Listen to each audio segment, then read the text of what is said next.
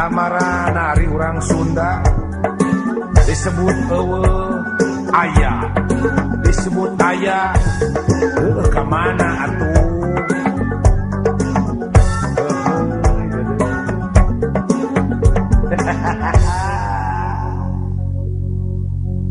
Urang Sunda kamarana, urang Sunda gimarana, urang Sunda urang mana, urang Sunda anjeun saha.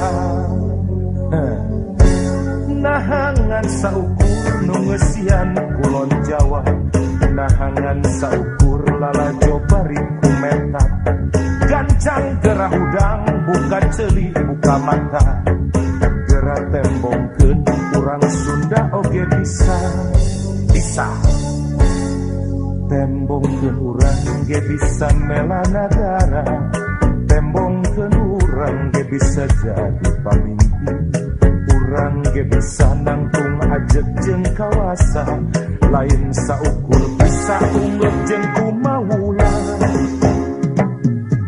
Aduh sikabayan urang Sunda, urang Sunda lain sikabayan, sikabayan urang Sunda, urang Sunda ulah jadi sikabayan.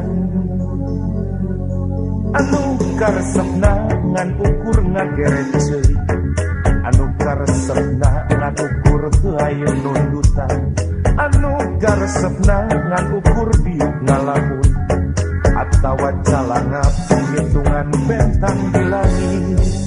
Dedeu mun urang kabeh reueus jadi urang Sunda, pikiran deui naon nu dikareus. Lamun urang Sunda kabeh jadi sikabayan, kuring melanggi waktu urang kababayan, urang bakal kababayan, ukur bisa kababayan, salawasna kababayan. Haralaya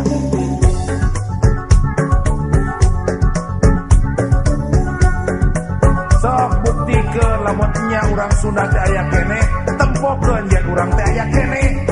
Ulah siga ayeuna disebut ayah dan teu kaciri, aya disebut eueuh da loba keneh nu ngaku ayah.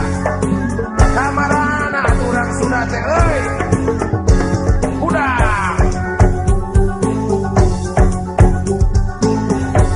ade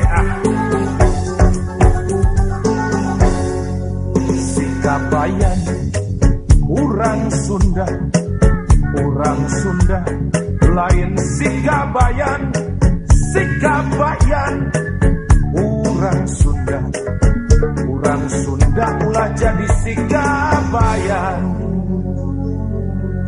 Anu karesepna ngan ukur ngageret ceuli, anu karesepna ngan ukur teu aya nundutan, anu karesepna ngan ukur diuk ngalamun, atawa calangap ngitungan bentang di langit. Lamun urang kabeh reueus jadi urang Sunda, pikiran deui naon nu dikareus. Lamun urang Sunda kabeh jadi sikabayan, kuring melanggi waktu urang kababayan, urang bakal kababayan, ukur bisa kababayan, salawasna kababayan.